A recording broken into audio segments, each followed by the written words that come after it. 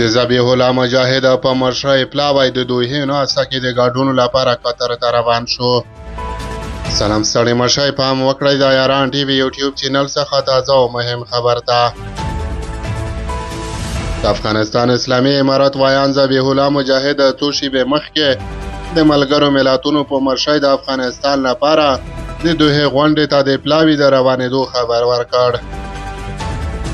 د قطر په پلازمینه دوحه کې د دویمه غونډه سبا د 2 ورځو لپاره پیلېږي او په لومړي ځل پکې د ښاغلي مجاهد په مشرۍ د اسلامي امارت پلاوی ګډون کوي.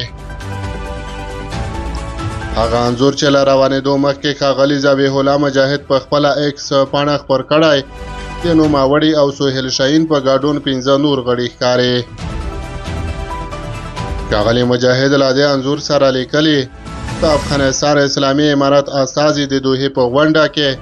د ګډون لپاره هغه هیواد ته روان شول. ښاغلي مجاهد دوحه ته تر روانېدو څو ګړی مخکې د حکومت د رسنیو مرکز کې خبریالانو ته وویل چې په دغه ناسته کې دوی له هغه وروسته برخه اخلي چې ملګرو ملتونو د دوی ځینې شرایط ومنل، خو نوموړي د دغو منل شویو شرایطو په اړه نور جزئیات نه دي په ډاګه کړي. نوموړي همدغه رنګه ویلي چې په دغه ناسته کې به د افغانستان د کورنیو مسلو په اړه بحث نه کیږي او لامل یې دا ښودلی چې د افغانستان کورنۍ مسلې په کور دننه هواریږي او له ملګرو ملتونو سره تړاو نه لري.